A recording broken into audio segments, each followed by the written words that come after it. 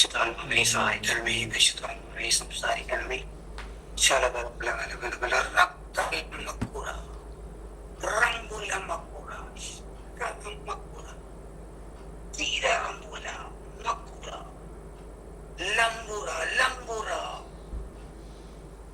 എന്റെ വാത്സല്യ ജനമേ, എന്റെ അഭിഷേകം, എന്റെ അഭിഷേകത്തിന്റെ അഗ്നി ഞാൻ നിങ്ങളിലേക്ക് പകർത്തുന്നു. എന്റെ കൃപാവരത്തിന്റെ വെള്ളച്ചാട്ടം ഞാൻ നിങ്ങളിലേക്ക് ഒഴുക്കുന്നു. എന്റെ അഗ്നി സഭ മുഴുവനെയും തീ പിടിപ്പിക്കാനുള്ള അഗ്നി ഞാൻ നിങ്ങളിലേക്ക് പകർന്നിരിക്കുന്നു. അതിനാണ് നിങ്ങൾ തിരഞ്ഞെടുക്കപ്പെട്ടില്ല.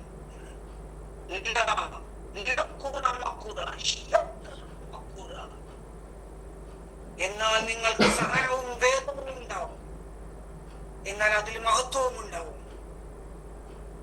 സഹനത്തിലാണ് കൂടുതൽ നിങ്ങൾക്ക് പ്രാർത്ഥിക്കാൻ കഴിയുക.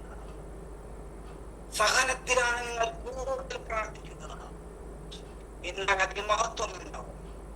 നിങ്ങൾ കൂടുതൽ കരുത്തുള്ളവരാകും. ഇത് വിശ്വസിക്കുവിൻ, ഇത് സ്വീകരിക്കുവിൻ. ആമേൻ, ആമേൻ. ഈ പ്രവചനത്തിന്റെ അടയാളമായിട്ട് ഇടത് ചെവിയുടെ വേദന കർത്താവ് സൗഖ്യം കൊടുക്കുന്നു. ആമേൻ. Hallelujah. Praise you, Lord. Thank you, Lord. Praise you, Jesus. Hallelujah. Thank you, Lord. Praise you, Lord. Praise you, Jesus. Hallelujah. Hallelujah. Hallelujah. Hallelujah. Hallelujah.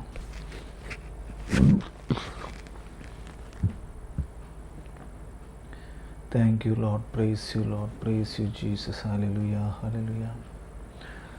Hallelujah. Hallelujah. Hallelujah. ആമേൻ.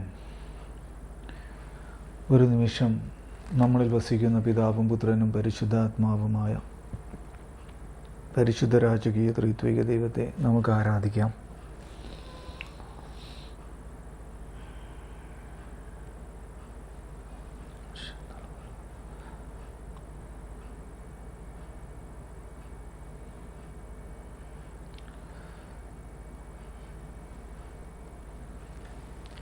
ഈശോ മിശിഹായ്ക്ക് സ്തുതിയായിരിക്കട്ടെ.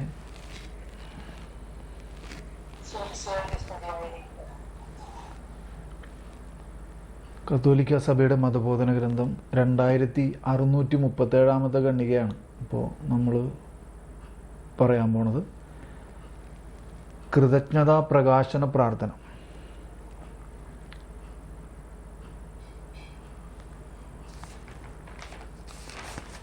നമ്മൾ പറഞ്ഞുകൊണ്ടിരിക്കണത് സഭയുടെ യുഗത്തിൽ, പ്രാർത്ഥന സഭയുടെ യുഗത്തിൽ എന്ന് പറഞ്ഞ ഭാഗമാണ് പറഞ്ഞുകൊണ്ടിരിക്കുന്നത്. അപ്പോൾ അതിൽ അടങ്ങിയിരിക്കുന്നതാണ് എന്ത്, ഈ സ്തുതിപ്പും ആരാധനയും എന്ന് പറഞ്ഞ ഭാഗം, പിന്നെ യാചനാ പ്രാർത്ഥന എന്ന് പറഞ്ഞ ഭാഗം, പിന്നെന്താണ് മധ്യസ്ഥ പ്രാർത്ഥന എന്ന് പറഞ്ഞ ഭാഗം, പിന്നെയാണ് ഈ കൃതജ്ഞത പ്രകാശന പ്രാർത്ഥനയിലേക്ക് വന്നേക്കണേ. അപ്പോൾ പ്രാർത്ഥന സഭയുടെ യുഗത്തിൽ എന്നുള്ളതാണ് ഇതിൻ്റെ എന്താ പറയുക, അതിൻ്റെ കണ്ടൻറ്റ് എന്താണ്, അതിൻ്റെ ഉള്ളടക്കം എന്താണ്, പ്രാർത്ഥന സഭയുടെ യുഗത്തിൽ. അതായത് സഭ എപ്പോഴാണ് ഉണ്ടായത്? സഭ ഉണ്ടായത് പെന്തക്കുസ്തായ്ക്ക് ശേഷമാണ്.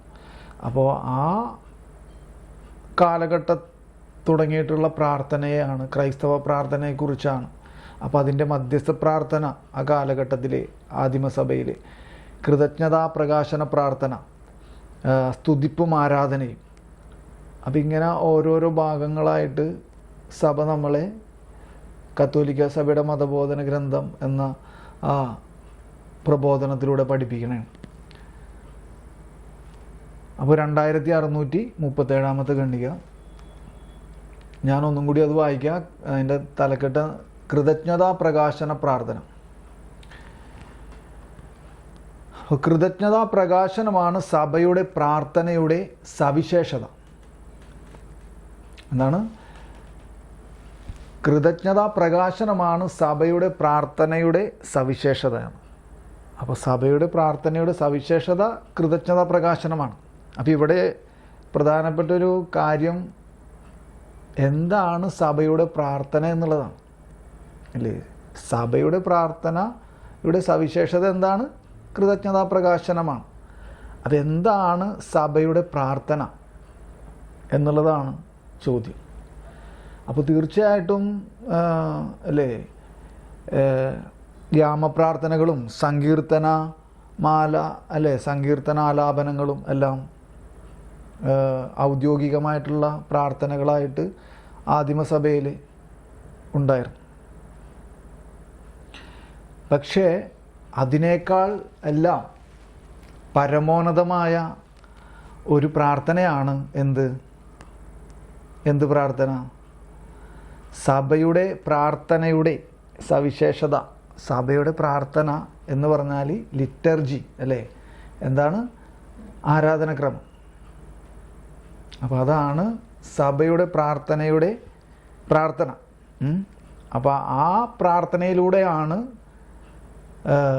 പിതാവായ ദൈവത്തിന്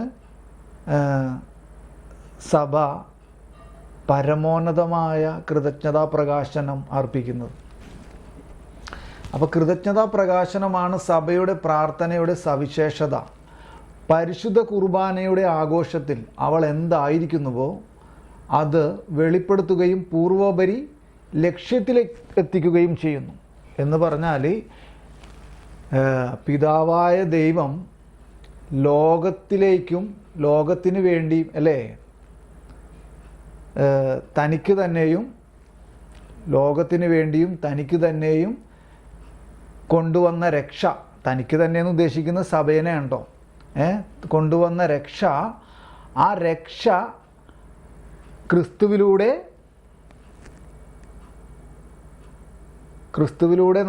നമ്മളിലേക്ക് നമുക്ക് ലഭിച്ചു. ആ രക്ഷയെ കണ്ടുകൊണ്ടാണ് അല്ലെങ്കിൽ അതിനെ പ്രതിയാണ് സഭ കുർബാന ആഘോഷത്തിൽ എന്ത് ചെയ്യുന്നത്? കൃതജ്ഞതാ പ്രകാശനം അർപ്പിക്കുന്നത്.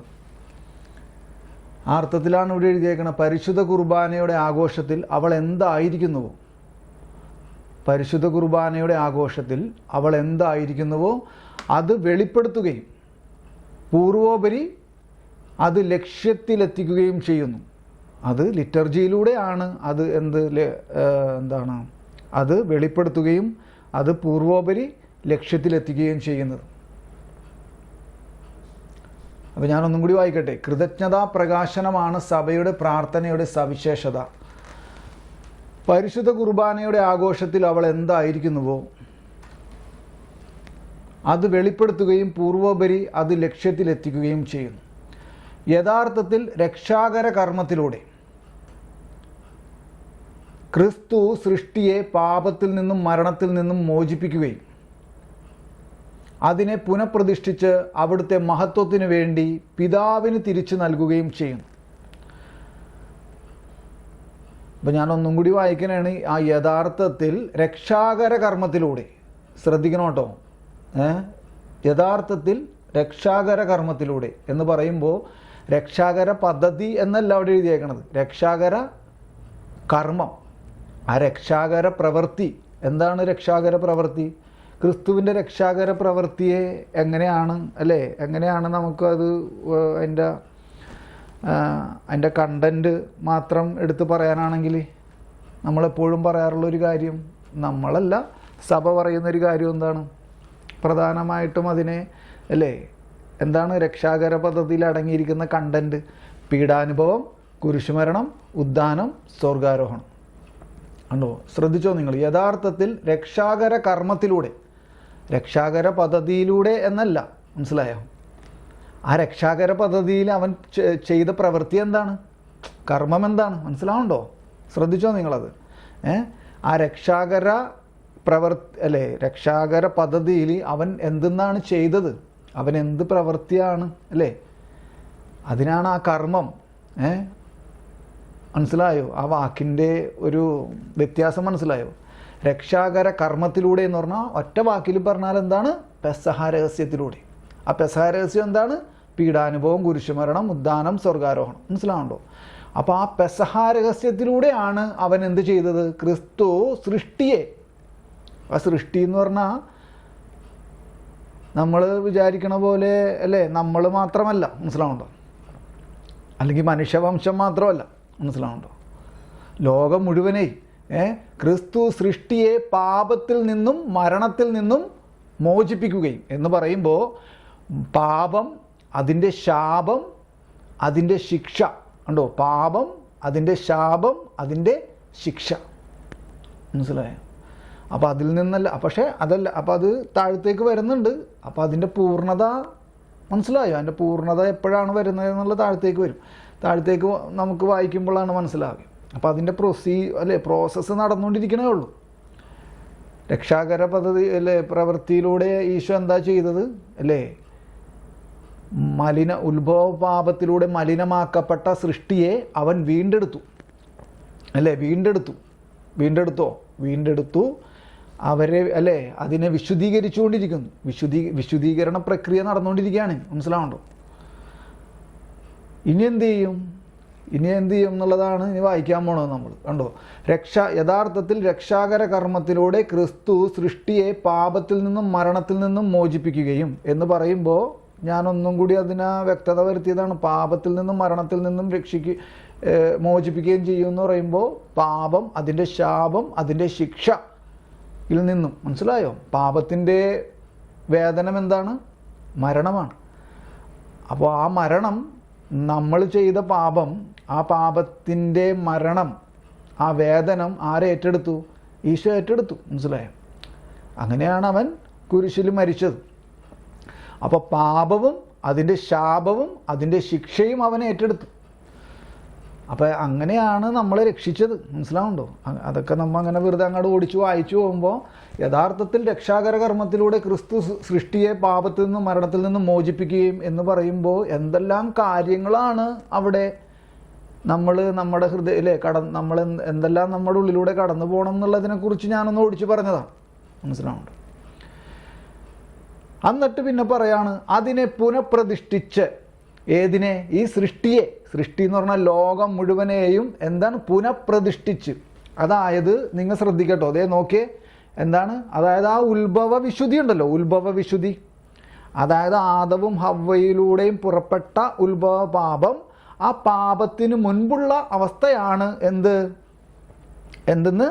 ഉത്ഭവ വിശുദ്ധി.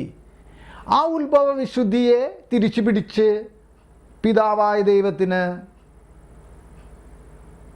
പുത്രനായ ദൈവം തന്നെയായ ഈശോ സമർപ്പിക്കും ഈ സൃഷ്ടിയെ മുഴുവൻ. മനസ്സിലാവുണ്ടോ? അതിനെയാണ് അതിനെയാണ് പുതിയ സൃഷ്ടിയാക്കുക. സത്താഭേദം പ്രകൃതി മാറ്റപ്പെടുക എന്നൊക്കെ നമ്മൾ പറഞ്ഞായിരുന്നു. അപ്പോൾ പുനഃപ്രതിഷ്ഠിക്കുക എന്ന് പറയുമ്പോൾ എന്താണ്? പുതിയ സൃഷ്ടിയാക്കുക. പുതിയ സൃഷ്ടിയാക്കി തിരികെ ഏൽപ്പിക്കുന്നു. മനസ്സിലാവുണ്ടോ? കണ്ടോ? അപ്പോൾ അപ്പോഴാണ് ഇതിൻ്റെ ഇത് കണ്ടോ? ഈ ഡോക്യുമെൻ്റ് കണ്ടോ നിങ്ങൾ? ഡോക്യുമെൻ്റ് എന്ന് ഉദ്ദേശിച്ചത് ഇത് ജോൺ പോൾ രണ്ടാമൻ മാർപ്പാപ്പ എഴുതിയ ചാക്രിക ലേഖനമാണ്. ഇതിൻ്റെ പേരെന്താണെന്ന് വായിച്ചോ? കാണുന്നുണ്ടോ? വായിക്കാൻ പറ്റുന്നുണ്ടോ? ഞാൻ എന്തിനിപ്പോൾ ഇതെടുത്ത് കാണിച്ചതെന്നറിയോ? ഞാൻ ഒന്നും കൂടി വായിക്കട്ടെ. എന്നിട്ട് അതിനെ പുനഃപ്രതിഷ്ഠിച്ച് എന്ത് ചെയ്യും? അവിടുത്തെ മഹത്വത്തിന് വേണ്ടി പിതാവിന് തിരിച്ചു നൽകുകയും. മനസ്സിലായോ? ഉത്ഭവ വിശുദ്ധിയിൽ പുനഃസ്ഥാപിക്കും. മനസ്സിലാവുണ്ടോ? സൃഷ്ടിയെ ആ ഉത്ഭവ വിശുദ്ധിയില്ലേ, ആ ഉത്ഭവ വിശുദ്ധിയിൽ പുനഃസ്ഥാപിച്ച് പിതാവിനെ തിരിച്ചേൽപ്പിക്കുമ്പോൾ അത് പുനഃസ്ഥാപിക്കപ്പെടും. ആ പഴയ ആദ്യമേ ഉത്ഭവ വിശുദ്ധിയിൽ സൃഷ്ടികൾ. അങ്ങനെ വരുമ്പോഴാണ് എന്ത് പൂർത്തിയാകണ്ടോ? ഈ രക്ഷകൻ്റെ മിഷൻ പൂർത്തിയാകുന്നത്. ഇതാണ് രക്ഷകൻ്റെ മിഷൻ. മനസ്സിലായോ? പറഞ്ഞേ. രക്ഷകൻ്റെ മിഷൻ എന്ന് പറഞ്ഞ ജോൺ പോൾ രണ്ടാമൻ മാർപ്പാപ്പ എഴുതിയ ഈ ഒരു ചാക്രിക ലേഖനമാണ്. അപ്പം അതിൻ്റെ പേര് കണ്ടോ? രക്ഷകൻ്റെ മിഷൻ. അപ്പം അത് എപ്പോഴാണ് പൂർത്തിയാകണത്? യേശുവിൻ്റെ ദ്വിതീയ ആഗമനത്തിൽ. അതായത് അവൻ്റെ രണ്ടാം വരവിലാണ് അത് പൂർത്തിയാക്കപ്പെടുന്നത്. അത് അവൻ്റെ രണ്ടാം വരവിൻ്റെ ആ ഭാഗത്തെക്കുറിച്ചാണ് ഇപ്പോൾ ഇവിടെ വായിച്ചത്. എന്തെന്നാണ്? യഥാർത്ഥത്തിൽ രക്ഷാകര കർമ്മത്തിലൂടെ ക്രിസ്തു സൃഷ്ടിയെ പാപത്തിൽ നിന്നും മരണത്തിൽ നിന്നും മോചിപ്പിക്കും. കണ്ടോ, അവൻ്റെ പെസഹ രഹസ്യ ഭാഗത്തെയാണ് അവിടെ നമുക്ക് മനസ്സിലാക്കാൻ പറ്റുക. അത് കഴിഞ്ഞിട്ട് പിന്നെന്താ പറയണേ? അതിനെ പുനഃപ്രതിഷ്ഠിച്ച്, കണ്ടോ, അതിനെ പുനഃപ്രതിഷ്ഠിച്ച് എന്ന് പറഞ്ഞാൽ പുതിയ സൃഷ്ടികളാക്കി പിതാവിന് ഈ ദൈവപുത്രൻ തന്നെയായ, അല്ലേ, ദൈവം തന്നെയായ ഈ യേശു എന്ത് ചെയ്യും? പിതാവിന് സമർപ്പിക്കും. അങ്ങനെ സമർപ്പിക്കുന്നതിലൂടെയാണ് രക്ഷകൻ്റെ മിഷൻ, യേശു ഏറ്റെടുത്ത ദൗത്യം പൂർത്തിയാക്കുന്നത്. മനസ്സിലായോ? അത് അവൻ്റെ രണ്ടാം വരവിലാണ് അതിൻ്റെ എൻഡ്, അല്ലേ, അതിൻ്റെ അവസാന ഭാഗം അവൻ്റെ രണ്ടാം വരവിലാണ്. അപ്പോൾ അതാണ് അതിനെ പുനഃപ്രതിഷ്ഠിച്ച അവിടുത്തെ മഹത്വത്തിന് വേണ്ടി പിതാവിന് തിരിച്ചു നൽകുകയും ചെയ്യുന്നു. എന്നിട്ട് പറയാണ്, ശിരസ്സായ ക്രിസ്തുവിൻ്റെ കൃതജ്ഞതാ പ്രകടനത്തിലുള്ള പങ്കാളിത്തമാണ് അവയവങ്ങളുടെ കൃതജ്ഞതാ പ്രകടനം. ശ്രദ്ധിച്ചോ നിങ്ങൾ? ശിരസ്സായ, അല്ലേ, നമ്മൾ പഠിച്ചിട്ടുണ്ട്, അല്ലേ, ക്രിസ്തു സഭ എന്താണ്? ക്രിസ്തുവിൻ്റെ ശരീരമാണ് എന്ന് പറഞ്ഞു. നമ്മൾ ഓരോരുത്തരെയും സഭ, അല്ലേ, സഭയുടെ ഭാഗമാണ്, സഭയാണെന്നൊക്കെ നമ്മൾ പഠിച്ചിട്ടുണ്ട്. അപ്പം അതിനോടൊപ്പം തന്നെ, അല്ലെങ്കിൽ അതിനേക്കാൾ ഉപരിയായിട്ട് ക്രിസ്തുവിൻ്റെ ശരീരമാണ് സഭ എന്ന് നമ്മളെ പഠിപ്പിച്ചിട്ടുണ്ട് സഭ. അപ്പോൾ ആ ശരീരത്തിൽ ആരൊക്കെയുണ്ട്? നമ്മൾ ഓരോരുത്തരും ഉണ്ട്. മനസ്സിലായോ? ആ സഭയാകുന്ന അവൻ്റെ ശരീരത്തിൽ നമ്മൾ ഓരോരുത്തരും അടങ്ങിയിരിക്കുന്നു. അപ്പോൾ ആ ശിരസ്സായ ക്രിസ്തുവിൻ്റെ കൃതജ്ഞതാ പ്രകടനം, കണ്ടോ, ക്രിസ്തുവാണ് കൃതജ്ഞത അർപ്പിക്കുന്നത്. എങ്ങനെ? താൻ അർപ്പിച്ച ബലിയിലൂടെ ക്രിസ്തുവാണ് എന്ത് ചെയ്യുന്നത്? പിതാവിന് എന്ത് ചെയ്യുന്നത്? കൃതജ്ഞത അല്ലെങ്കിൽ നന്ദി പ്രകടനം, അല്ലേ, നന്ദി അർപ്പിക്കുന്നത്, കൃതജ്ഞത അർപ്പിക്കുന്നത്. അതിൽ നമ്മൾ പങ്കാളിയാകണേ ഉള്ളൂ, നമ്മൾ പങ്കാളിയാവുന്നതേ ഉള്ളൂ. മനസ്സിലാവുണ്ടോ പറഞ്ഞതിൻ്റെ ആ പൊരുളെ? അതെങ്ങനെയാണ് നമുക്ക് മനസ്സിലാക്കി എടുക്കാൻ പറ്റുക? കണ്ടോ, ശിരസ്സായ ക്രിസ്തുവിൻ്റെ കൃതജ്ഞതാ പ്രകടനത്തിലുള്ള പങ്കാളിത്തമാണ് അവയവങ്ങളുടെ കൃതജ്ഞതാ പ്രകടനം. ഇതിനെങ്ങനെ പറഞ്ഞ് മനസ്സിലാക്കി തരും എന്നുള്ളതാണ് എനിക്കതറിയില്ല. മനസ്സിലായോ? ഞാൻ ഒരു പ്രാവശ്യം കൂടി പറയാം. ശിരസ്സായ ക്രിസ്തുവിൻ്റെ, അപ്പം ആരാണ് കൃതജ്ഞത അർപ്പിക്കണത്? ഇപ്പം ഇവിടെ ഇങ്ങനെ എഴുതി വെച്ചേക്കണതിൻ്റെ പശ്ചാത്തലത്തിൽ ഈ വാക്കുകളെ ആധാരമാക്കി നമ്മൾ എന്താ മനസ്സിലാക്കേണ്ടത്? ശിരസ്സായ ക്രിസ്തുവിൻ്റെ കൃതജ്ഞതാ പ്രകടനത്തിലുള്ള പങ്കാളിത്തമാണ് അവയവങ്ങളുടെ കൃതജ്ഞതാ പ്രകടനം. അപ്പം ആരാണ് കൃതജ്ഞത അർപ്പിക്കണത്? പിതാവായ ദൈവത്തിന് കൃതജ്ഞത അർപ്പിച്ചുകൊണ്ടിരിക്കുന്നത് ആരാ? സഭ തൻ്റെ ലിറ്റർജിയിലൂടെ ക്രിസ്തു തന്നെ പിതാവായ ദൈവത്തിന് കൃതജ്ഞത അർപ്പിച്ചുകൊണ്ടിരിക്കുകയാണ്. മനസ്സിലായോ? ശിരസ്സായ ക്രിസ്തു കൃതജ്ഞത അർപ്പിക്കുന്നു. അപ്പോൾ അതിൽ നമ്മൾ പങ്കുകാരാവുന്നേ ഉള്ളൂ. മനസ്സിലായോ? ഞാൻ അത് എനിക്കറിയില്ല ഇതെങ്ങനെ പറഞ്ഞ് മനസ്സിലാക്കി തരണേന്ന്. മനസ്സിലായോ? ഞാൻ വിചാരിച്ചിരുന്നത് ഞാൻ നന്ദി നമ്മളാണ് നന്ദി അർപ്പിക്കണേന്നാണ് ഞാൻ വിചാരിച്ചിരുന്നത്. നമ്മളാണ് നന്ദി അർപ്പിക്കണതിൻ്റെ അർത്ഥവും കൂടി ഉണ്ടതിന്. പക്ഷേ അതിനേക്കാൾ പരമോന്നതമായ ഉന്നതമായ ഒരവസ്ഥ ഇവിടെ മനസ്സിലാക്കേണ്ടത് എന്താണ്? ശിരസ്സായ ക്രിസ്തു തന്നെയാണ് നന്ദി കൃതജ്ഞത അർപ്പിച്ചുകൊണ്ടിരിക്കുന്നത് പിതാവായ ദൈവത്തിന്. മനസ്സിലാവുണ്ടോ? അപ്പോൾ ആ പ്രകടനത്തിലുള്ള പങ്കാളിത്തമാണ് അവയവങ്ങളായ നമ്മുടെ കൃതജ്ഞത പ്രകടനങ്ങളും. മനസ്സിലായോ? അപ്പോൾ യേശുവിൻ്റെ ശരീരം സഭയാണ്, സഭ യേശുവിൻ്റെ ശരീരമാണെന്ന് പറയുമ്പോൾ നമ്മൾ ഓരോരുത്തരും അതിലെ അവയവങ്ങളാണ് എന്നും കൂടി പൗലോസ് അപ്പോസ്തലൻ വചനങ്ങളിലൂടെ പറഞ്ഞു വയ്ക്കുന്നുണ്ട്.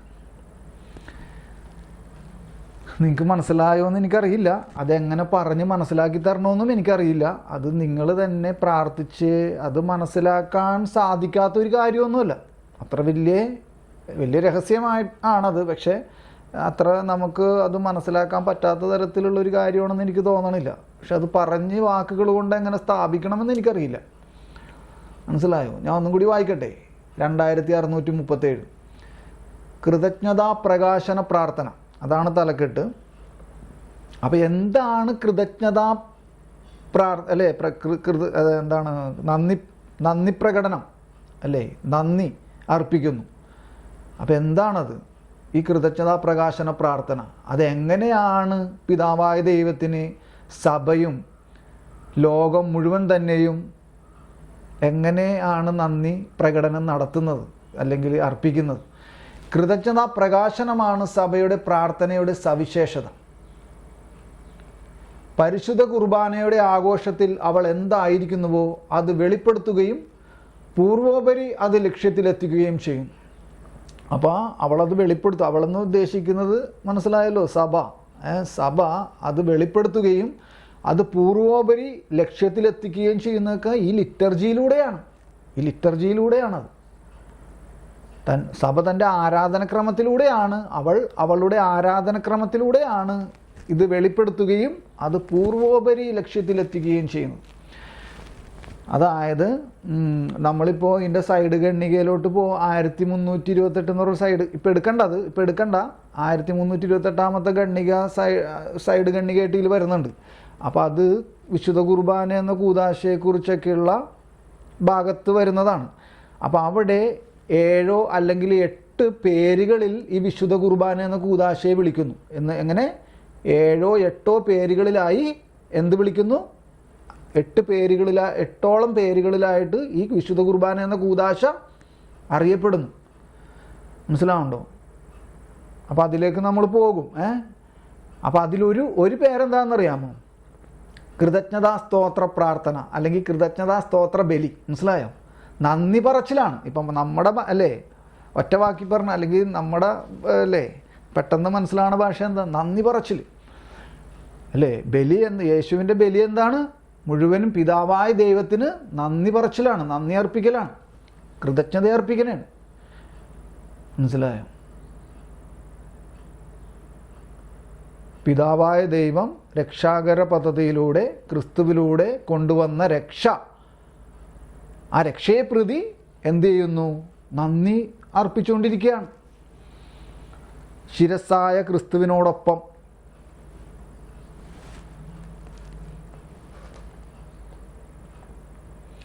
ഞാൻ ഇവിടെ വായിച്ചു നിർത്തിയത്. ഞാൻ ഒന്നും കൂടി അത് വീണ്ടും വായിക്കാം. കൃതജ്ഞതാ പ്രകാശനമാണ് സഭയുടെ പ്രാർത്ഥനയുടെ സവിശേഷത.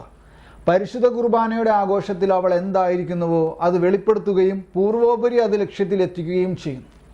യഥാർത്ഥത്തിൽ രക്ഷാകര കർമ്മത്തിലൂടെ, അവിടെയൊക്കെ നിങ്ങൾക്ക് മനസ്സിലായല്ലോ നമ്മൾ നേരത്തെ പറഞ്ഞ കാര്യം എന്താണ്? യഥാർത്ഥത്തിൽ രക്ഷാകര കർമ്മത്തിലൂടെ എന്ന് പറയുമ്പോൾ പെസഹ രഹസ്യം കണ്ടോ? രക്ഷാകര കർമ്മം, രക്ഷാകര പദ്ധതി എന്നല്ല അവിടെ എഴുതിയേക്കണം. രക്ഷാകര പദ്ധതിയിൽ അവൻ ചെയ്ത കർമ്മം എന്താണ്? പ്രവൃത്തി എന്താണ്? അതാണ് പെസഹ രഹസ്യം. അവൻ്റെ പീഡാനുഭവം, കുരിശുമരണം, ഉദ്ധാനം, സ്വർഗാരോഹണം. അതിലൂടെയാണ് അവൻ ഈ ഉത്ഭവ പാപത്തിലൂടെ നഷ്ടപ്പെട്ട ലോകം മുഴുവൻ്റെയും പ്രകൃതിയെ അവൻ വീണ്ടെടുത്തു. ഇനി വിശുദ്ധീകരിച്ചുകൊണ്ടിരിക്കുകയാണ്. അതിൻ്റെ പ്രോസസ്സ് നടന്നുകൊണ്ടിരിക്കുകയാണ്.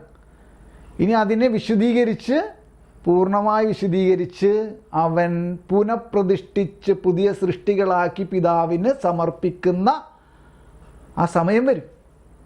അതവൻ്റെ 2ാം വരവിലാണ് അതിൻ്റെ പരിപൂർണതയിലേക്ക് കടക്കുക. മനസ്സിലായോ? അപ്പോഴാണ് അത് രക്ഷകൻ്റെ മിഷൻ അവസാനിക്കണത് എന്ന് പറഞ്ഞു. എന്നാ ഞാൻ പറയണതല്ല, സഭ പറഞ്ഞു വെക്കുന്നത്. മനസ്സിലായോ?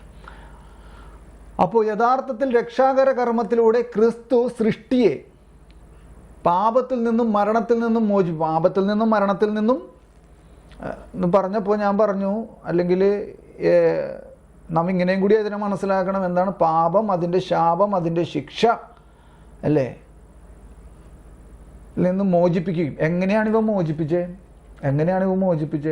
തന്നെ തന്നെ മോചനദ്രവ്യമായി നൽകിക്കൊണ്ട്, കണ്ടോ, തന്നെ തന്നെ മോചനദ്രവ്യമായി നൽകിക്കൊണ്ട് അവൻ എന്തു ചെയ്തു?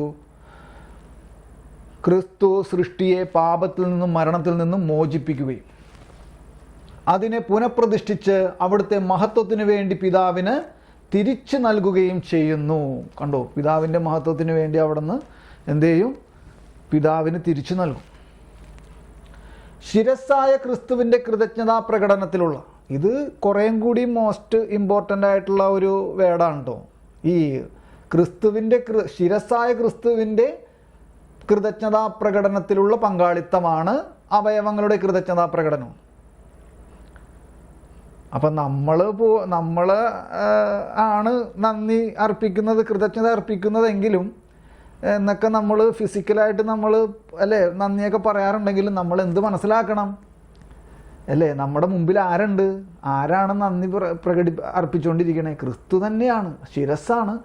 അതെങ്ങനെ എനിക്ക് ഇപ്പോഴും വാക്കുകളിലൂടെ അത് പറയാൻ കിട്ടണില്ല, മനസ്സിലാവുന്നുണ്ട്? അതെങ്ങനെയാണ് പറഞ്ഞ് അത് അവതരിപ്പിച്ച് വെക്കുക എന്നുള്ളത് എനിക്കത് പറ്റുന്നില്ല. കാര്യം മനസ്സിലായി കാണുമെന്ന് വിചാരിക്കണം. അതിൻ്റെ സൈഡ് ഖണ്ഡിക 3 ഖണ്ഡികകളുണ്ട്. ഇനി അതിൻ്റെ 224 നമുക്ക് പോകാം. 224 ഒക്കെ പെട്ടെന്ന് അത് നമുക്ക് വായിച്ചു പോകാം. 224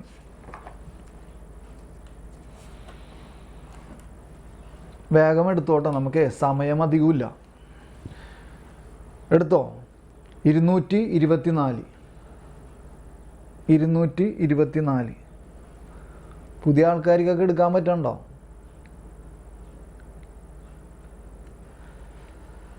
ഞാൻ വായിക്കട്ടെ. 224 ഖണ്ഡിക കേട്ടോ. എന്താ ലേലു ചേച്ചി എന്താ പറഞ്ഞേ? ഓക്കെ. അപ്പോൾ 224 ഖണ്ഡിക ഞാൻ വായിക്കണേ. കൃതജ്ഞതാ പുരസ്സരമുള്ള ജീവിതമാണിത്. ഏത് ജീവിതം? ഏത് ജീവിതം? കൃതജ്ഞതാ പുരസ്സരമുള്ള ജീവിതമാണിത്. ഏത് ജീവിതം? നമ്മുടെ ജീവിതം. അപ്പോൾ അതിനെന്താ പറയാ? നമ്മൾ ക്രൈസ്തവ ജീവിതം എന്ന് പറയാം അല്ലേ? എന്തെന്ന്? കൃതജ്ഞതാ പുരസ്സരമുള്ള ജീവിതമാണിത്. ഏത് ജീവിതം? എന്ത് ജീവിതമാണ്? അതാണ് ക്രൈസ്തവ ജീവിതം മുഴുവനും. എന്താണ്? കൃതജ്ഞതാ പുരസ്സരമുള്ള ജീവിതമാണിത്. നന്ദി അർപ്പിച്ചുകൊണ്ട് അല്ലേ? നന്ദിയാണ് നമുക്ക് കൊടുക്കാനുള്ളൂ നമ്മുടെ ഈ ജീവിതത്തിൽ. ശരിക്കും മനുഷ്യവംശം മുഴുവനും അതിൽ അധിഷ്ഠിതമാണ്. പക്ഷേ അല്ലേ, എല്ലാവർക്കും യേശുവാണ് ദൈവമെന്നോ യേശുവാണ് രക്ഷകനെന്നോ ഇപ്പം എല്ലാവരും അത് വിശ്വസിക്കുന്നില്ലല്ലോ. അപ്പം അതുകൊണ്ട് അവരത് യേശുവിനെ ആ കൃതജ്ഞത, ആ നന്ദി പുരസ്കാരം ആയിട്ടുള്ള ജീവിതം അല്ലേ കാഴ്ചവെക്കുന്നില്ല. കൃതജ്ഞതാ പുരസ്സരമുള്ള ജീവിതമാണത് എന്ന് പറയുമ്പോൾ നമ്മൾ ഓരോരുത്തരും മനസ്സിലാക്കുക, നമ്മുടെ ജീവിതം, നമ്മുടെ ക്രൈസ്തവ ഈ ജീവിതം എന്താണ്? കൃതജ്ഞത അർപ്പിക്കാനുള്ള ജീവിതമാണ്. ദൈവം ഒരുവൻ മാത്രമാണെങ്കിൽ നാം ആയിരിക്കുന്നതും നമുക്ക് ഉണ്ടായിരിക്കുന്നതുമെല്ലാം അവിടുന്ന് നിന്ന് വരുന്നു. ദാനമായി ലഭിച്ചാലല്ലാതെ നിനക്ക് എന്തുണ്ട്? കർത്താവ് എൻ്റെ മേൽ ചൊരിഞ്ഞ അനുഗ്രഹങ്ങൾക്ക് പകരമായി അവിടത്തേക്ക് എന്തു കൊടുക്കും? അപ്പോൾ അത് വചനങ്ങളെല്ലാം കോട്ട് ചെയ്തിട്ടാണ്. അപ്പോൾ അത് ഞാനിപ്പോൾ വീണ്ടും നമ്മൾ അതിൻ്റെ സൈഡ്, ഏത് സൈഡ് ഖണ്ഡിക? രണ്ടാമത്തേത് ഏത്? 1328 ഖണ്ഡിക. അപ്പോൾ ഈ 224 ഖണ്ഡികയിൽ ഏറ്റവും പ്രധാനപ്പെട്ട ഒരു ഭാഗം നിങ്ങൾ ശ്രദ്ധിച്ചോ? കൃതജ്ഞതാ പുരസ്സരമുള്ള ജീവിതമാണിത്. അപ്പോൾ അത് പിടിച്ചോ, അതിനെ പിടിച്ചോ കേട്ടോ. കൃതജ്ഞതാ പുരസ്സരമുള്ള ജീവിതമാണിത്, മനസ്സിലായോ? അപ്പോൾ നമ്മുടെ ജീവിതം എപ്പോഴും എന്തായിരിക്കണം? അല്ലെങ്കിൽ എന്താണ്? കൃതജ്ഞതയാണ് മുഴുവനും. കൃതജ്ഞത പ്രകടിപ്പിക്കുക, അർപ്പിക്കുക എന്നുള്ളതാണ്. അപ്പോൾ അത് നമ്മുടെ ഓർമ്മയിലുണ്ടായിരിക്കണം. ഇനി 1328 ഖണ്ഡികയിലേക്ക് പോവാം. 1328 ഖണ്ഡികയിലെ അവിടെ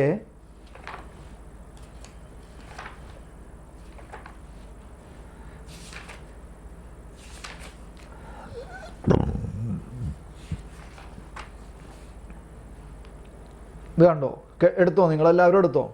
1328 ഖണ്ഡിക. അപ്പോൾ ഇവിടെ കണ്ടോ, അതിൻ്റെ ഇടതുവശത്ത് നോക്കിയാൽ നിങ്ങൾക്ക് കാണാം 1322 ഖണ്ഡിക തുടങ്ങുന്നത് കുർബാന എന്ന കൂദാശയെക്കുറിച്ച് പറഞ്ഞുകൊണ്ടാണ്. അപ്പോൾ കുർബാന എന്ന കൂദാശയെക്കുറിച്ച് 13.5 പേജുകളോളം ഇനി ഇവിടെ നിന്ന് അങ്ങോട്ട് പറയണേണ്. വിശുദ്ധ കുർബാന എന്ന കൂദാശയെക്കുറിച്ച് സഭ നമ്മളെ പഠിപ്പിക്കുകയാണ് കത്തോലിക്ക സഭയുടെ മതബോധന ഗ്രന്ഥത്തിലൂടെ. അപ്പോൾ അത് ഞാൻ ഒന്ന് സൂചിപ്പിച്ചെന്നുള്ളൂ. അപ്പോൾ ഇതിലെ 1328 ഖണ്ഡികയാണ് ഞാനിപ്പോൾ വായിക്കാൻ പോകുന്നത്. ഈ കൂദാശ എങ്ങനെ വിളിക്കപ്പെടുന്നു കണ്ടോ, ഈ കൂദാശ എങ്ങനെ വിളിക്കപ്പെടുന്നു. എന്നിട്ട് നോക്കിയേ, നിങ്ങൾ പെട്ടെന്ന് ഓടിച്ചു നോക്കിയേ. ഞാൻ പെട്ടെന്ന് അടിയിലോട്ടൊന്ന് വായിക്കാം. കൃതജ്ഞതാ സ്തോത്രം കണ്ടോ, അതിൻ്റെ അടിയിൽ കണ്ടോ, കൃതജ്ഞതാ സ്തോത്രം എന്ന് പറഞ്ഞിട്ട് ചെറിയ ഹെഡ്ലൈൻ കണ്ടോ. അത് കഴിഞ്ഞിട്ട് പിന്നെ പറയാനാണ് അപ്പം മുറിക്കൽ. അല്ല ഒന്ന് കൃതജ്ഞതാ സ്തോത്രം, പിന്നെ രണ്ടാമത് എന്താണ്, കർത്താവിൻ്റെ അത്താഴം. മൂന്നാമത്തത് എന്താണ്, അപ്പം മുറിക്കൽ. നാലാമത്തത് സ്തോത്രയാഗ സമ്മേളനം. ഇനി ഈ പേജ് ഒന്നും കൂടി ഇങ്ങോട്ട് മറിച്ചേ. അഞ്ചാമത്തത് എന്താണ്, വിശുദ്ധ ബലി. ആറാമത്തത് എന്താണ്, വിശുദ്ധ കൂട്ടായ്മ. ഏഴാമത്തത് ദിവ്യ പ്രേഷണം.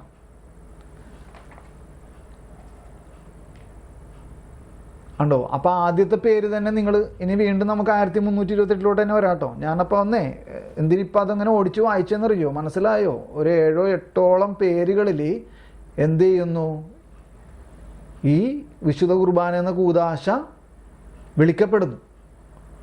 മനസ്സിലാകണ്ടോ. അപ്പോൾ ആദ്യത്തെ പേര് തന്നെ കണ്ടോ നിങ്ങൾ, കൃതജ്ഞതാ സ്തോത്ര യാഗം, അല്ലെങ്കിൽ കൃതജ്ഞതാ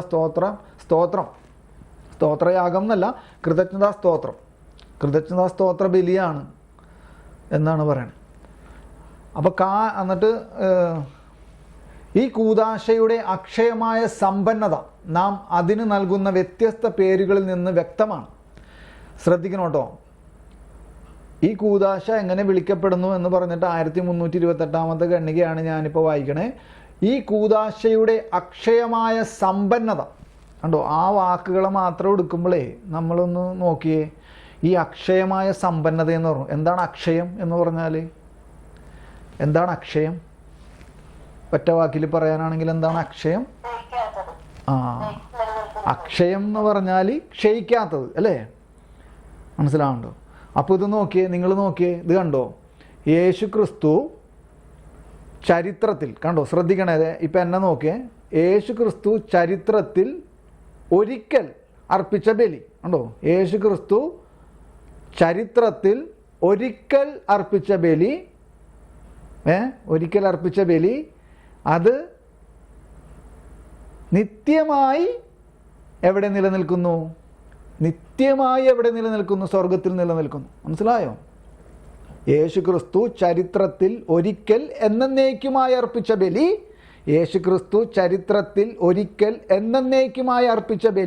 അത് നിത്യമായി സ്വർഗത്തിൽ നിലനിൽക്കുന്നു. അതുകൊണ്ടാണ് അത് ക്ഷയിക്കാത്ത അല്ലെങ്കിൽ അക്ഷയമായ സമ്പന്നത എന്നൊക്കെ പറയുമ്പോഴേ നമുക്ക് എങ്ങനെയാ മനസ്സിലാവണേ? ഞാൻ പറഞ്ഞ പോയിന്റ് മനസ്സിലായോ? ഞാൻ ഒരു പ്രാവശ്യം കൂടി പറയട്ടെ. അതായത് യേശു ക്രിസ്തു ചരിത്രത്തിൽ ഒരിക്കൽ എന്നേക്കുമായി അർപ്പിച്ച ബലി, ഗാഗുൽത്തയിൽ അർപ്പിച്ച ബലി, ആ ബലി നിത്യമായി സ്വർഗത്തിൽ നിലനിൽക്കുന്നു. അതുകൊണ്ടാണ് അത് ക്ഷയിക്കില്ല എന്ന് പറയണേ. അതുകൊണ്ടാണ് അത് അക്ഷയമായ സമ്പന്നത അധിഷ്ഠിതമാണ്. അല്ലെങ്കിൽ അതാണ് അതിൻ്റെ മുഴുവനും അല്ലേ? എന്താണ് അതിൻ്റെ വാക്കുകൾ എനിക്ക് അറിയില്ല. അപ്പോൾ ഈ കൂദാശയുടെ അക്ഷയമായ സമ്പന്നത നാം അതിന് നൽകുന്ന വ്യത്യസ്ത പേരുകളിൽ നിന്ന് വ്യക്തമാണ്. അപ്പോൾ ഇവിടെ പേരുകളെ കുറിച്ചാണ് പറഞ്ഞു വരുന്നത്. പക്ഷേ ഞാൻ ആ അക്ഷയമായ സമ്പന്നത എന്ന് പറഞ്ഞ വാക്കിനെ നമ്മൾ എങ്ങനെ മനസ്സിലാക്കണമെന്ന് ഒന്ന് ജസ്റ്റ് ഒന്ന് സൂചിപ്പിച്ചതാണ്. മനസ്സിലാവുന്നുണ്ടോ? എനിക്ക് കിട്ടിയൊരു എന്താണ്, അങ്ങനെയാണ് എനിക്ക് മനസ്സിലായത്. ആ അക്ഷയമായ സമ്പന്നത എന്നൊക്കെ പറയുമ്പോൾ നമ്മൾ എങ്ങനെ ഇതിനെ മനസ്സിലാക്കണേ?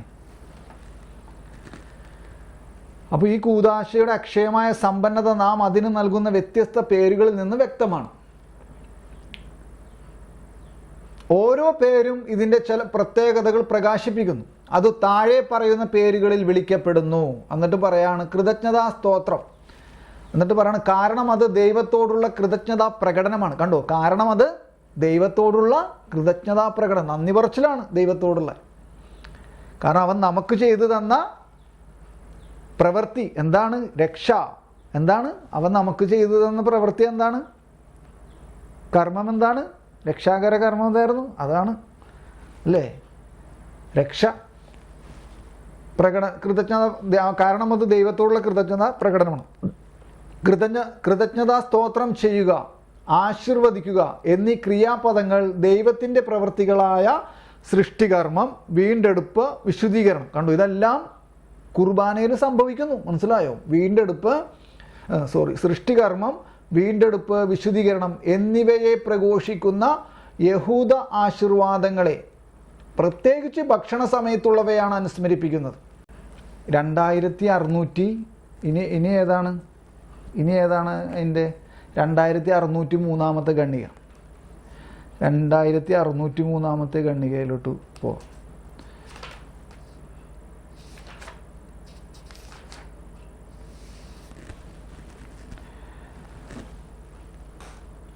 വായിക്കട്ടെ, എടുത്തോ.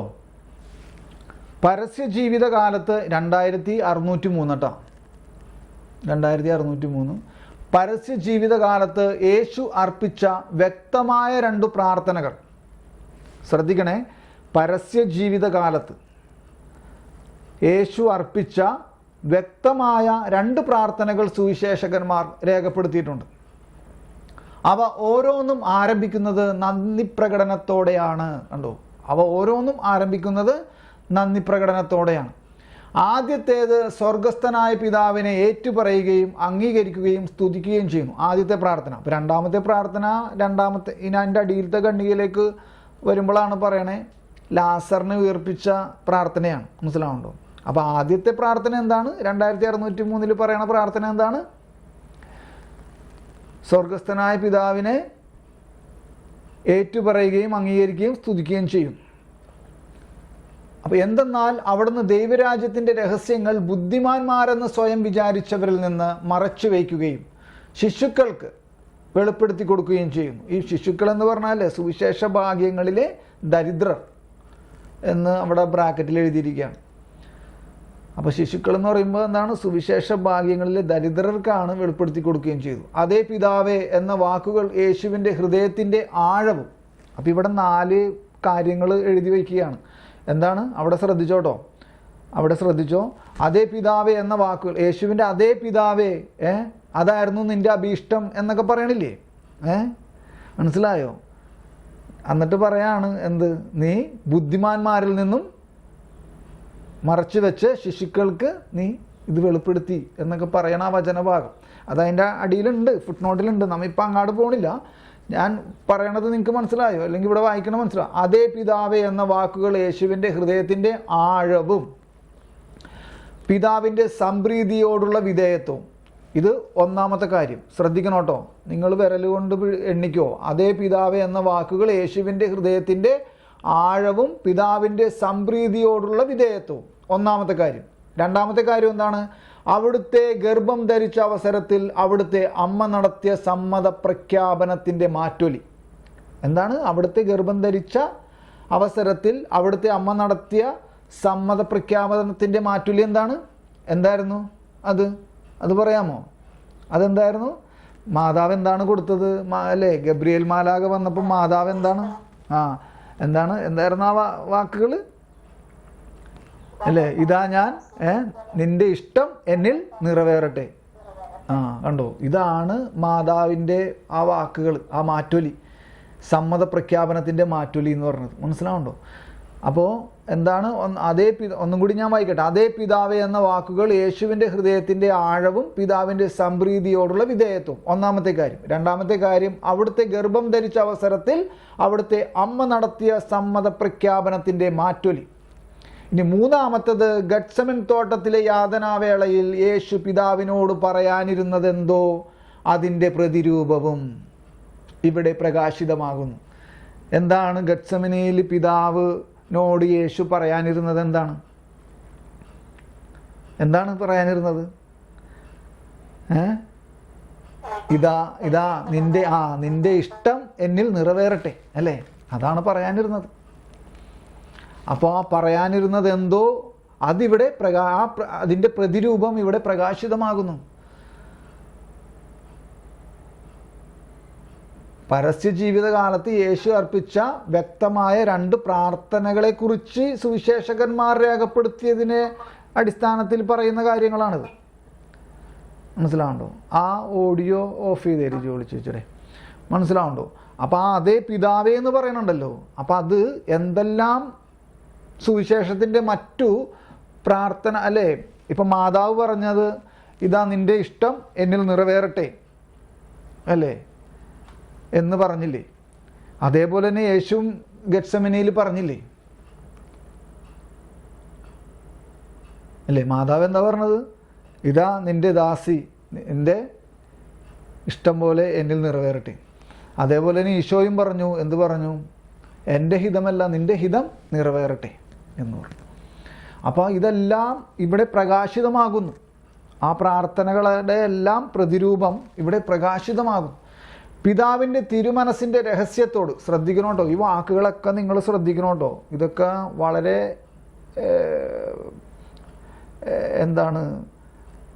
സവിശേഷമായ വാക്കുകളാണ്. എന്താണ്? പിതാവിൻ്റെ തിരുമനസ്സിനോട്, പിതാവിൻ്റെ തിരുമനസ്സിൻ്റെ രഹസ്യത്തോട്. പിതാവിൻ്റെ തിരുമനസ്സിൻ്റെ രഹസ്യം എന്താണെന്നറിയോ നിങ്ങൾക്ക് ആർക്കെങ്കിലും? പിതാവിൻ്റെ തിരുമനസ്സിൻ്റെ രഹസ്യത്തോട് എന്ന് പറയുമ്പോൾ നമ്മൾ എന്ത് മനസ്സിലാക്കണം? അല്ലെങ്കിൽ നിങ്ങൾക്ക് എന്ത് മനസ്സിലായി? പിതാവിൻ്റെ തിരുമനസ്സിൻ്റെ രഹസ്യം എന്തായിരുന്നു? പിതാവിൻ്റെ തിരുമനസ്സിൻ്റെ രഹസ്യം ആരെങ്കിലും ഒരാൾ പറയണില്ല.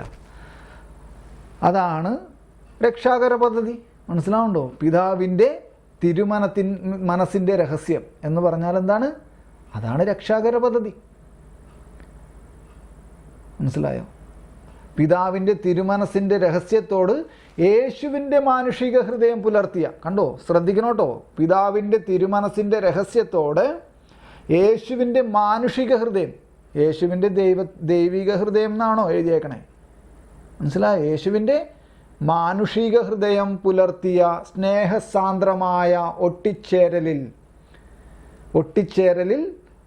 അവിടുത്തെ പ്രാർത്ഥന മുഴുവനും അടങ്ങിയിരിക്കുന്നു. എന്തായിരുന്നു അവിടുത്തെ പ്രാർത്ഥന? എന്തായിരുന്നു? നിങ്ങൾക്ക് മനസ്സിലാവുണ്ടോ ഞാൻ പറഞ്ഞു തരണേ?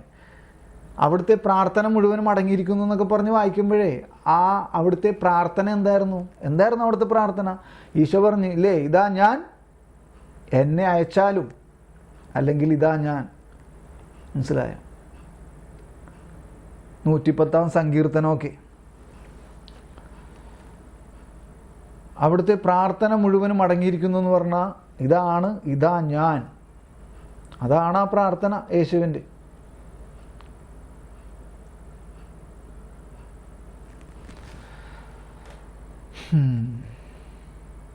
ഞാൻ ഒന്നും കൂടി അത് വായിക്കട്ടെ. അതിൻ്റെ പകുതി 2603 ഖണ്ഡികയുടെ അതേ പിതാവേ എന്ന് തൊട്ടിട്ടുള്ള ഭാഗം ഒന്നും കൂടി വായിക്കട്ടെ. അതേ പിതാവേ എന്ന വാക്കുകൾ യേശുവിൻ്റെ ഹൃദയത്തിൻ്റെ ആഴവും പിതാവിൻ്റെ സംപ്രീതിയോടുള്ള വിധേയത്വവും അവിടുത്തെ ഗർഭം ധരിച്ച അവസരത്തിൽ അവിടുത്തെ അമ്മ നടത്തിയ സമ്മത പ്രഖ്യാപനത്തിൻ്റെ മാറ്റൊലിയും ഗെത്സമൻ തോട്ടത്തിലെ യാതനാവേളയിൽ യേശു പിതാവിനോട് പറയാനിരുന്നതെന്തോ അതിൻ്റെ പ്രതിരൂപവും ഇവിടെ പ്രകാശിതമാകുന്നു. പിതാവിൻ്റെ തിരുമനസ്സിൻ്റെ രഹസ്യത്തോട് യേശുവിൻ്റെ മാനുഷിക ഹൃദയം പുലർത്തിയ, കണ്ടോ? അത് നിങ്ങളൊന്ന് കൂട്ടിച്ചേർത്ത് വായിച്ചേ.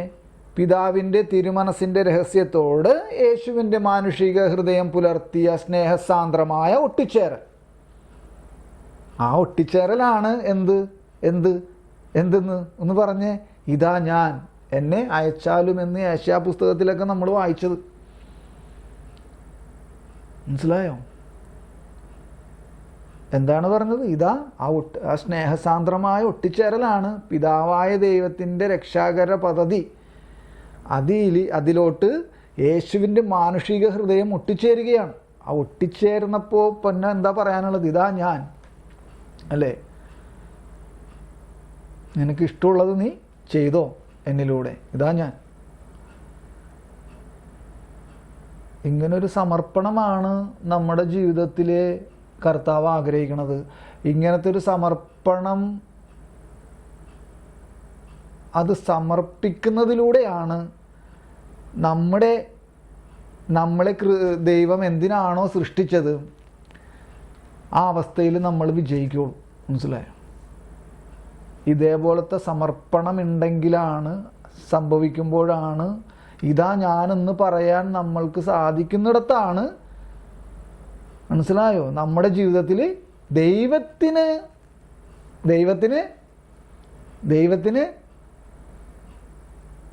എന്താണ് ആ വാക്ക്? ദൈവത്തിന് ശ്രദ്ധിക്കണം കേട്ടോ, ശ്രദ്ധിക്കണം. ഞാൻ പറയാൻ പോണ വാക്ക് ശ്രദ്ധിച്ചോ. എന്താണ്? നമ്മൾ ഇങ്ങനെ ഒരു സമർപ്പണം നടത്തുമ്പോഴാണ് ദൈവത്തിന് നമ്മുടെ ജീവിതത്തിൽ വിജയിക്കാൻ പറ്റുക. ശ്രദ്ധിച്ചോ, വിജയിക്കാൻ പറ്റുക. ദൈവത്തിന് നമ്മുടെ ജീവിതത്തിൽ വിജയിക്കണമെന്നുണ്ടെങ്കിൽ, മനസ്സിലാവുണ്ടോ, അത് സ്വാതന്ത്ര്യവുമായിട്ട് ബന്ധപ്പെട്ട് കിടക്കുന്ന ഒരു കാര്യമാണ്. യേശു ക്രിസ്തു കൊണ്ടുവന്ന രക്ഷ, ആ രക്ഷ സ്വീകരിക്കാനും തിരസ്കരിക്കാനും എന്തുണ്ട്? എനിക്ക് സ്വാതന്ത്ര്യമുണ്ട്. അത് നൽകിക്കൊണ്ടാണ് അവൻ എന്നെ സൃഷ്ടിച്ചിട്ടുള്ളത്. മനസ്സിലാവുണ്ടോ? അപ്പോൾ ഇതാ ഞാനെന്ന് ഞാൻ പറയാത്തിടത്തോളം കാലം പിതാവും പുത്രനും പരിശുദ്ധാത്മാവുമായ ത്രിത്വത്തിന് എൻ്റെ ജീവിതത്തിൽ വിജയം നേടാൻ പറ്റുമോ? അവൻ എന്തിനാണോ എന്നെ സൃഷ്ടിച്ചത് ആ അവസ്ഥയിലേക്ക് എന്നെ കൊണ്ടുവരാൻ പറ്റുമോ? അപ്പോൾ അതാണ് എൻ്റെ ജീവിതത്തിൽ ഈ സിറ്റ് ഔട്ടിൽ വെച്ച് നടന്നത്, വീടിൻ്റെ സിറ്റ് ഔട്ടിൽ വെച്ച് നടന്നത്. ഇതാ ഞാൻ എന്ന് ഞാൻ പറഞ്ഞു. അക്ഷരാർത്ഥത്തിൽ അങ്ങനെ അല്ലെങ്കിൽ പോലും, മനസ്സിലാവുണ്ടോ?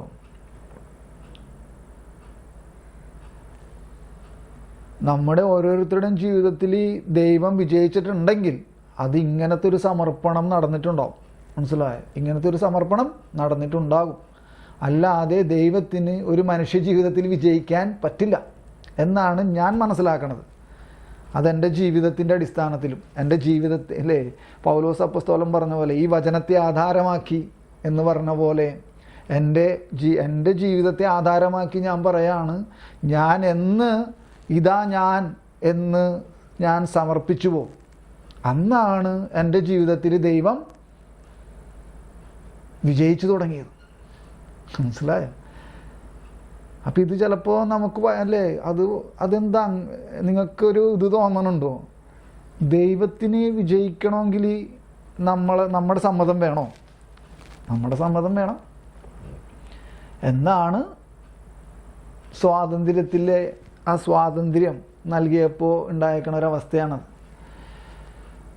അപ്പോൾ ഞാനതൊന്നും കൂടി വായിക്കട്ടെ. അതേ പിതാവേ എന്ന വാക്കുകൾ യേശുവിൻ്റെ ഹൃദയത്തിൻ്റെ ആഴവും പിതാവിൻ്റെ സംപ്രീതിയോടുള്ള വിധേയത്വവും അവിടുത്തെ ഗർഭം ധരിച്ച അവസരത്തിൽ അവിടുത്തെ അമ്മ നടത്തിയ സമ്മത പ്രഖ്യാപനത്തിൻ്റെ മാറ്റൊലിയും ഗത്സമൻ തോട്ടത്തിലെ യാതനാവേളയിൽ യേശു പിതാവിനോട് പറയാനിരുന്നത് എന്തോ അതിൻ്റെ പ്രതിരൂപവും ഇവിടെ പ്രകാശിതമാകുന്നു. പിതാവിൻ്റെ തിരുമനസ്സിൻ്റെ രഹസ്യത്തോട് യേശുവിൻ്റെ മാനുഷിക ഹൃദയം കണ്ടോ? നമ്മുടെ മാനുഷിക ഹൃദയം ദൈവത്തോട് ആ സ്നേഹസാന്ദ്രമായ ഒട്ടിച്ചേരൽ വരുമ്പോഴാണ് ഇതാ ഞാനെന്ന് എനിക്കും നിങ്ങൾക്കും അല്ലെങ്കിൽ മനുഷ്യവംശത്തിന് തന്നെ പറയാൻ പറ്റുള്ളൂ. ഇതാ ഞാൻ ആ സിറ്റ് ഔട്ടിലുണ്ടായ അനുഭവത്തിന് ശേഷം ഞാൻ എൻ്റെ ജീവിതത്തിൽ ചെയ്തെന്താണെന്നറിയോ? അപ്പോൾ അന്ന് ഈ പുതിയ വീട്, ഇപ്പോൾ ഇരിക്കുന്ന ഈ വീട് വെച്ചിട്ടില്ല. അപ്പോൾ അതായത് 2016 കാലഘട്ടം. അപ്പോൾ ഞാൻ എന്താ ചെയ്തതെന്നറിയോ? ഞാൻ അപ്പുറത്ത് ഇത്തിരി കുറച്ച് വെള്ളക്കെട്ടൊക്കെ ആയിരുന്നു. അപ്പോൾ വേസ്റ്റ്, കച്ചറ അല്ലേ, അതായത് കച്ചറയെന്ന് ഉദ്ദേശിച്ച് നമ്മൾ ഓരോ കെട്ടിടങ്ങൾ പൊളിച്ചിട്ട് അല്ലേ, അത് കിട്ടുന്ന കച്ചറയെന്ന് ഉദ്ദേശിച്ച് ചീത്ത സാധനമല്ല, കെട്ടിടങ്ങൾ പൊളിക്കുന്ന ആ കല്ലും മണ്ണൊക്കെ കൊണ്ടുവന്ന് നമ്മൾ നികത്തില്ലേ. അപ്പോൾ അത് കുറച്ച് ഞാനത് ഉപയോഗിച്ച് അവിടെ ഇങ്ങനെ നികത്തിയിട്ടുണ്ടായിരുന്നു. അപ്പോൾ കല്ലും മണ്ണും കട്ടയൊക്കെയാണ്. അപ്പോൾ ഞാൻ ബൈബിളും കൊണ്ട് വന്നിട്ട്, അപ്പോൾ സിറ്റ് ഔട്ടിൽ ട്യൂബ് ലൈറ്റ് ഉള്ളതുകൊണ്ട് അതിൻ്റെ പ്രകാശം കൊണ്ട് റോട്ടിൽ കൂടി നടന്നു പോകുന്ന ആൾക്കാർ കാണണ്ട അല്ലേ, കണ്ടാൽ എന്ത് വിചാരിക്കുമെന്ന് വിചാരിച്ചിട്ട് ഞാൻ എന്ത് ചെയ്തു, എനിക്ക് തുള്ളിച്ചാടണമെന്ന് തോന്നി. അപ്പോൾ ഈ ഇരുട്ടത്ത് വന്ന് ബാക്കിൽ ഇരുട്ടത്ത് വന്നിട്ട് തുള്ളിച്ചാടിയിട്ട് ഞാൻ എന്ത് ചെയ്തു, നേരെ അപ്പോൾ ഞാൻ മുണ്ട് മാത്രം എടുത്തേക്കണേ, അപ്പം ഞാൻ മുണ്ട് മടക്കി കുത്തിയിട്ട് എന്ത് ചെയ്തു. അപ്പം ഇതൊക്കെ ഇങ്ങനെ തന്നെ പറയണത് എന്താണെന്ന് വെച്ചാൽ അതങ്ങനെയാണ് പറയാൻ എനിക്ക് തോന്നണത്, അതുകൊണ്ടാണ് അങ്ങനെ പറയണത് കേട്ടോ. അപ്പോൾ ആ മുണ്ട് മടക്കി കുത്തി മുട്ട് ആ കല്ലുമ്മേൽ അവിടെ കുത്തി നിന്നിട്ട് ഞാനിങ്ങനെ ഒരു ബൈബിള് കയ്യിലൊരു ആ ബൈബിള് കയ്യിലുണ്ട്. അപ്പോൾ ഞാനിങ്ങനെ കൈ വിരിച്ച് പിടിച്ചിട്ട് ഞാനിങ്ങനെ പറഞ്ഞു, ഇതാ എൻ്റെ ഓരോ സെക്കൻഡും, എൻ്റെ ഓരോ മിനിറ്റും, എൻ്റെ ഓരോ മണിക്കൂറും, എൻ്റെ ഓരോ ദിവസവും, എൻ്റെ ഓരോ ആഴ്ചയും, എൻ്റെ ഓരോ മാസവും, എൻ്റെ ഓരോ വർഷവും ഞാൻ നിനക്ക് സമർപ്പിക്കുന്നു. നീ എന്താണെന്ന് വെച്ചാൽ ചെയ്തോ എന്ന് പറഞ്ഞെടുത്ത് കാര്യം മാറി. മനസ്സിലാവുന്നുണ്ടോ? എന്ന് പറഞ്ഞെടുത്ത് കാര്യം മാറി. ഇതുണ്ടായ സംഭവമാണ് ഞാൻ പറയണത്. പക്ഷെ ഞാനത് അത്ര ഗൗരവമായിട്ട് എടുക്കണത് ഇപ്പോഴാണ് കേട്ടോ. ഇപ്പോഴാണത് അത്ര ഗൗരവമായിട്ട് പറഞ്ഞത്. മനസ്സിലായോ? പിതാവിൻ്റെ തിരുമനസിൻ്റെ രഹസ്യത്തോട് യേശുവിൻ്റെ മാനുഷിക ഹൃദയം പുലർത്തിയ സ്നേഹസാന്ദ്രമായ ഒട്ടിച്ചേരൽ, ആ ഒട്ടിച്ചേരലിൽ നിന്നിട്ടേ, ആ സ്നേഹസാന്ദ്രമായ ഒട്ടിച്ചേരലിൽ നിന്നാലേ നമുക്ക് ഇങ്ങനെ പറയാൻ പറ്റുള്ളൂ. പൂർണ്ണമായ സമർപ്പണം, അല്ലേ? ഒരു സറണ്ടർ, ഫുൾ സറണ്ടർ എന്താ പറയണ അതിനെ? ബാക്കി ഇംഗ്ലീഷിലൊക്കെ നിങ്ങളതിനെ വാക്കുകൾ കണ്ടെത്തിക്കോളൂ. അപ്പോഴാണ് നമുക്ക് പറയാൻ പറ്റുക, ഇതാ ഞാൻ പോകാം, എന്നെ അയച്ചാലും എന്ന് പറയണത്.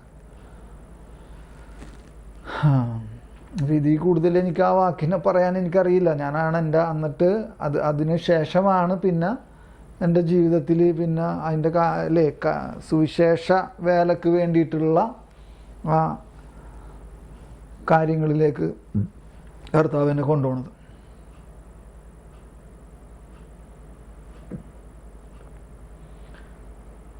(2015) മുതലാണ് കേട്ടോ. ഞാനത് ഒരു വർഷം 2016 അപ്പോൾ 2 കാര്യങ്ങളുണ്ട് ഇതിൽ. അപ്പോൾ ഞാനതൊന്നും ഇപ്പം എല്ലാം ഇപ്പോൾ പറയണില്ല, ഞാൻ സൂചിപ്പിച്ചതാണ്. പിതാവിൻ്റെ തിരുമനസിൻ്റെ രഹസ്യത്തോട് യേശുവിൻ്റെ മാനുഷിക ഹൃദയം പുലർത്തിയ സ്നേഹസാന്ദ്രമായ ഒട്ടിച്ചേരലിൽ അവിടുത്തെ പ്രാർത്ഥന മുഴുവനും അടങ്ങിയിരിക്കുന്നു. ആ ഒട്ടിച്ചേരലിലാണ് അവിടുത്തെ പ്രാർത്ഥന മുഴുവൻ അടങ്ങിയിരിക്കുന്നത്. മനസ്സിലായോ? ആ സ്നേഹസാന്ദ്രമായ ഒട്ടിച്ചേരൽ,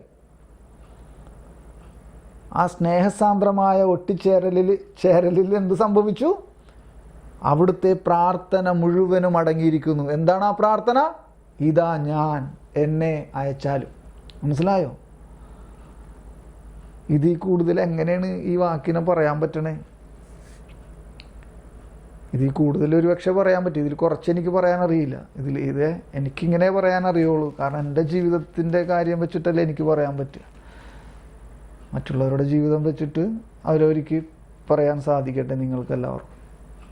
അപ്പോൾ ഇതാണ് 2603 ഖണ്ഡിക ഇന്ന്. അപ്പോൾ ഇതെല്ലാം എന്താണ്? കൃതജ്ഞതാ പുരസ്സരമുള്ള ജീവിതമാണിത് എന്ന് 224 നമ്മൾ വായിച്ചില്ലേ? കൃതജ്ഞതാ പുരസ്സരമുള്ള ജീവിതമാണിത്. അപ്പം അതുകൊണ്ടാണ് എന്നെ അയച്ചാലും എന്ന് നമ്മൾ പറയേണ്ടി വരിക. മനസ്സിലായോ? കാരണം അവനെ തന്നെ നമുക്ക് നൽകിക്കൊണ്ടാണ്, മോചനദ്രവ്യമായി നൽകി അവൻ നമ്മളെ രക്ഷിച്ചത്. അപ്പോൾ തീർച്ചയായിട്ടും അവനോട് നമ്മൾ, അല്ലെങ്കിൽ ആ പ്രവൃത്തിയിന്മേൽ നമ്മൾ കൃതജ്ഞത ഉള്ളവരായിരിക്കണം. അപ്പം ഇത്രയുമാണ് പറയാനുള്ളത്. എനിക്ക് നിർത്താൻ തോന്നണില്ല. പക്ഷേ ചില ആൾക്കാർക്ക് ഇതിൽ പോകണമെന്ന്, പള്ളിയിലൊക്കെ പോകണമെന്നുള്ളതുകൊണ്ടിട്ട് ഞാൻ ലൈല ചേച്ചി വേണേൽ പോയിക്കോട്ടോ, പള്ളിയിൽ പോയിട്ടില്ല എന്ന് തോന്നും. അപ്പോൾ അതുകൊണ്ടിട്ടാണ് ഞാൻ നിർത്തണത്. ഞാൻ അതാണ് ഓടിച്ച് ഇങ്ങനെ പോയിക്കൊണ്ടിരുന്നത്. അപ്പോൾ ഇത് ഇത്രയും മനസ്സിലായല്ലോ നിങ്ങൾക്ക്. നമുക്ക് പിന്നെ മറ്റുള്ള ഇപ്പം നമ്മൾ വായിച്ച കണ്ണികൾ എവിടെയെങ്കിലും മനസ്സിലായിട്ടില്ലെങ്കിൽ ഇതൊക്കെ വീണ്ടും നമുക്ക് തിരിച്ചും മറിച്ചൊക്കെ നമുക്ക് വീണ്ടും വരാനുള്ളതാണ്. മനസ്സിലായോ? അപ്പോൾ എവിടെയും ഇപ്പം ഇവിടെ മിസ്സായാലും നമുക്ക് അപ്പുറത്ത് കിട്ടും ഇതിനെയൊക്കെ. മനസ്സിലായോ? ഇപ്പം ഇവിടെ ഇത് മനസ്സിലായില്ല എന്ന് വെച്ച് വിഷമിക്കണ്ട. അടുത്ത പ്രാവശ്യം നമുക്ക്, അല്ലെങ്കിൽ പിന്നത്തെ പ്രാവശ്യം ഇതൊക്കെ നമ്മളിത് മരണം വരെ നമ്മൾ ഇതിൻ്റെ പുറകെ വന്നാൽ മതി. നിങ്ങളെല്ലാവരും മരിക്കണ വരെ ഇതിൻ്റെ പുറകെ ഉണ്ടായാൽ മതി. അപ്പോൾ അതുകൊണ്ട് കാര്യങ്ങൾ ഇപ്പോൾ ഇന്ന് കിട്ടിയില്ലെങ്കിൽ നാളെ കിട്ടും, നാളെ കിട്ടിയില്ലെങ്കിൽ നമുക്ക് മറ്റന്നാൾ കിട്ടില്ലെങ്കിൽ അതിൻ്റെ അടുത്ത ദിവസം കിട്ടും. മനസ്സിലായി? അപ്പോൾ വിഷമിക്കൊന്നും വേണ്ട. അപ്പം ഇതാണ് ഞാൻ അതിൽ നോക്കിയിരുന്ന ഞാൻ വീണ്ടും വായിക്കും. ഇപ്പം നിങ്ങൾക്ക് മനസ്സിലായി. ഞാൻ ഒരു പ്രാവശ്യം കൂടി വായിക്കട്ടെ. അതേ പിതാവേ എന്ന വാക്കുകൾ യേശുവിൻ്റെ ഹൃദയത്തിൻ്റെ ആഴവും പിതാവിൻ്റെ സംപ്രീതിയോടുള്ള വിധേയത്വവും അവിടുത്തെ ഗർഭം ധരിച്ച അവസരത്തിൽ അവിടുത്തെ അമ്മ നടത്തിയ സമ്മതപ്രഖ്യാപനത്തിൻ്റെ മാറ്റൊലിയും ഗത്സമൻ തോട്ടത്തിലെ യാതനാവേളയിൽ യേശു പിതാവിനോട് പറയാനിരുന്നതെന്തോ അതിൻ്റെ പ്രതിരൂപവും ഇവിടെ പ്രകാശിതമാകുന്നു.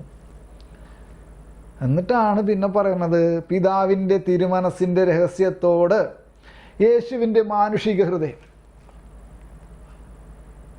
പുലർത്തിയ സ്നേഹസാന്ദ്രമായ ഒട്ടിച്ചേരലിൽ അവിടുത്തെ പ്രാർത്ഥന മുഴുവനും അടങ്ങിയിരിക്കുന്നു.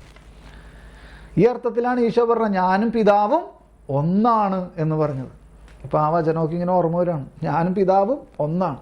എന്നെ കാണുന്നവൻ പിതാവിനെ കാണും, പിതാവിനെ കാണുന്നവൻ എന്നെ കാണും. മനസ്സിലായി? അപ്പോൾ അതാണ് ഈ ഒട്ടിച്ചേരൽ. അവിടുത്തെ പ്രാർത്ഥന മുഴുവനും അടങ്ങിയിരിക്കുന്നു. അപ്പോൾ അതിൻ്റെ വചനക്കോട്ടൊക്കെ ഉണ്ട്, അതൊക്കെ നിങ്ങൾ ഫുട് നോട്ടിൽ നോക്കിയാൽ മതി. ഞാനിപ്പോൾ തൽക്കാലം നമുക്കിവിടെ അതിനെ, അല്ലെങ്കിൽ ഞാനത് നിർത്തൂല, അത് ഞാനിങ്ങനെ കാരണം ഇത് വായിച്ചപ്പോഴൊന്നും എനിക്ക് അത്ര ഇതിപ്പോഴാണ് എനിക്ക് കൂടുതൽ അത് മനസ്സിലാവണതേ. അത് കൂടുതൽ ഇപ്പോഴാണ് അതിനെ എനിക്ക് മനസ്സിലായി വന്നത്. വായിച്ചപ്പോഴൊന്നും ഇത്രയും ദിവസം നോക്കിയപ്പോഴും അത്രയും കാര്യങ്ങളൊന്നും അത് മനസ്സിലാവുണ്ടായില്ല. ഞാൻ ഒന്ന് ഓഫ് ചെയ്തിട്ട് പറ്റിയ സെക്കൻഡേ.